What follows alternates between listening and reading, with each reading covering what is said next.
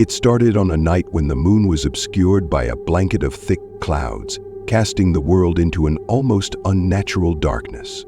In the small, dilapidated house on the outskirts of the town, no one had been brave enough to move in for years. No one except for Rachel and her younger brother Danny. They were desperate for a fresh start.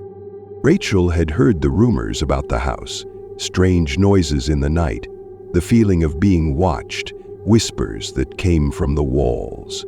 But she was a skeptic, and as she unloaded their meager belongings into the dusty rooms, she laughed it off, telling herself that old houses always had their quirks.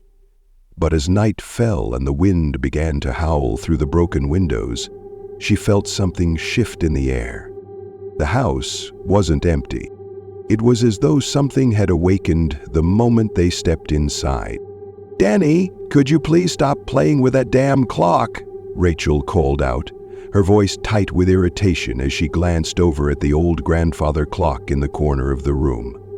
Its tick-tock was a slow, rhythmic sound that seemed almost too loud in the silence. "I'm not touching it." Danny's voice came back, high and frantic. "I swear, it moved by itself." Rachel frowned. She thought she heard the same thing, a creak, a groan, coming from the direction of the clock, but dismissed it as the house settling. Still, she couldn't shake the unease crawling up her spine. "Rachel," Danny said again, his voice trembling, "I think something's in the walls." She turned sharply. "Stop messing around. There's nothing in the walls." But as she spoke, a cold draft swept through the room, causing the old wooden floorboards to creak. The air suddenly felt thick, suffocating, as if the house itself were alive and breathing. "Please, Rachel," Danny pleaded. "I can hear. It's moving behind the walls. It's whispering." Rachel moved toward him, trying to ignore the tightness in her chest. "There's nothing here," she said, her voice firm, though a part of her already wondered if Danny was right.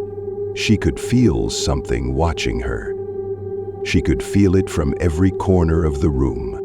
But when she bent down beside him and listened, a chilling sensation washed over her. "Go see the world," he murmured. It wasn't just the sound of rats. It was something else, something too deliberate, too sinister. A whisper. Her heart skipped a beat. "Rachel," Danny's voice was barely above a whisper now.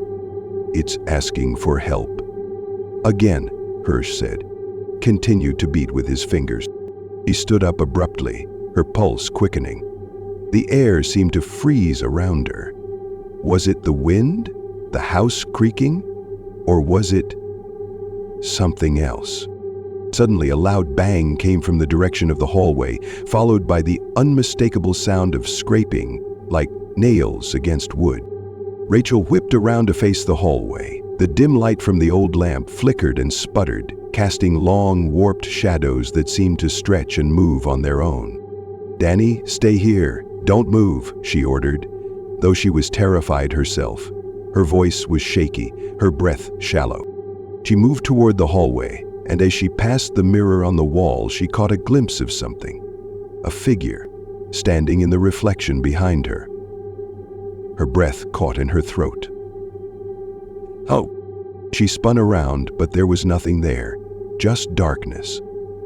Empty, suffocating darkness. It was then that she felt it, the coldness creeping along her neck, the hair on her skin standing on end. "Rachel?"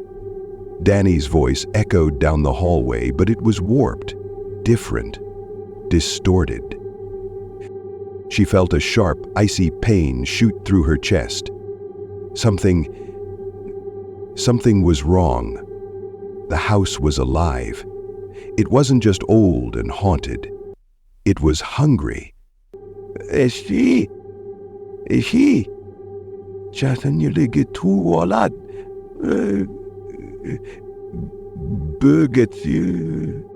With trembling hands, she reached for the doorframe, But as soon as her fingers made contact with the wood, the temperature dropped even further, and an invisible force slammed her into the wall. Her head spun. She tried to scream, but no sound came out. Then, in the silence, she heard it. The whisper. "Help me." Rachel's breath caught in her throat. The voice was faint, but it was unmistakable. It wasn't Danny. It wasn't anyone she knew.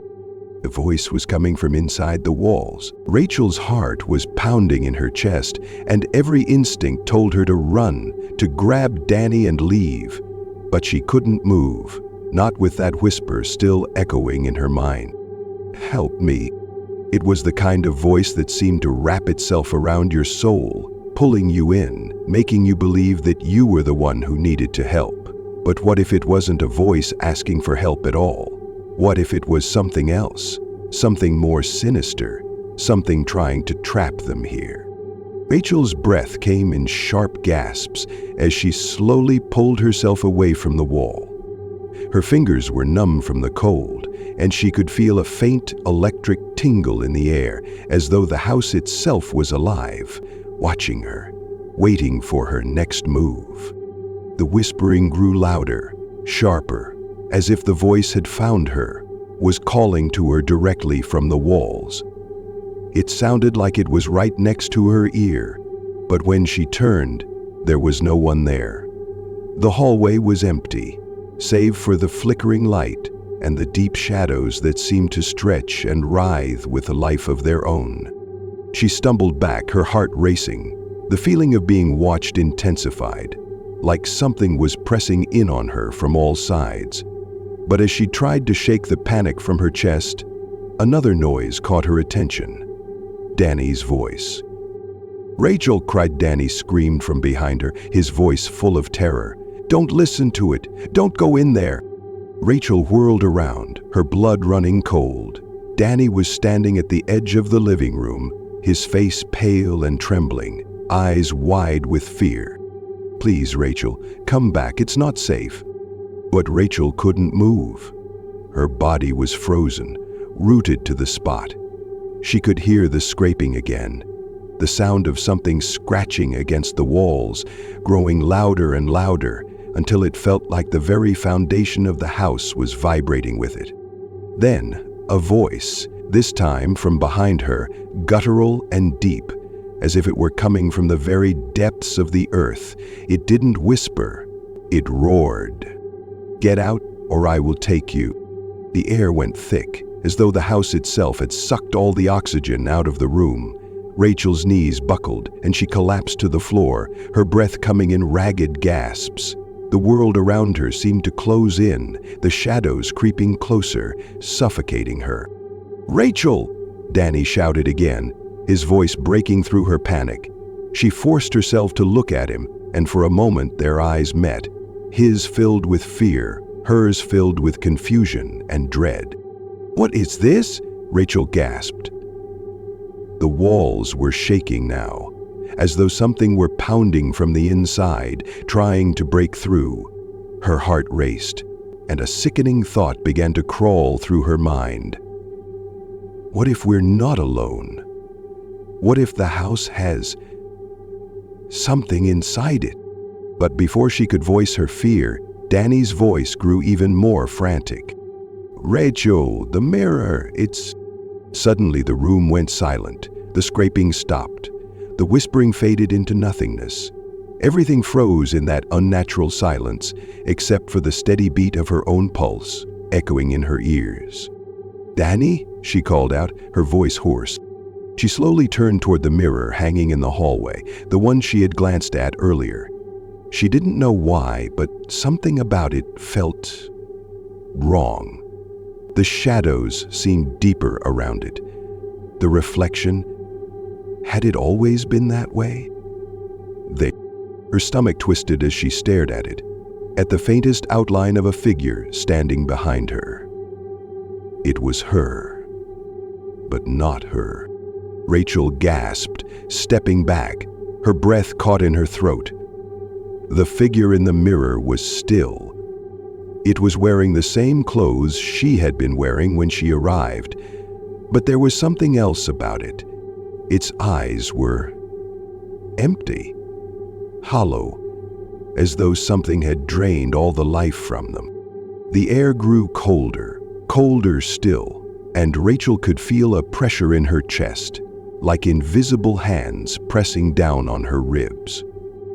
"Danny," she cried, turning back to him, but the room was empty. The walls were silent. She stumbled forward almost in a trance toward the mirror. Her hands were shaking uncontrollably as she reached for the surface, her fingertips brushing the cold glass. Suddenly, the reflection of her hand in the mirror twisted. It wasn't her hand anymore. It was something else, something with sharp, jagged nails, reaching out to grab her. Rachel's scream was lost in the air as her body was jerked forward by an unseen force, her reflection pulling her toward the mirror. The glass began to ripple. She slammed her palm against the surface, trying to pull away, but it was as though the mirror itself was alive, sucking her in. Her vision blurred, and she felt herself being dragged toward the glass, a weightless sensation that made her stomach churn. With all the strength she had left, she screamed, but the sound didn't come from her mouth. It was swallowed by the mirror, devoured by the darkness on the other side. She tried to break free, but it was too late. Her reflection was already gone. The world around her collapsed.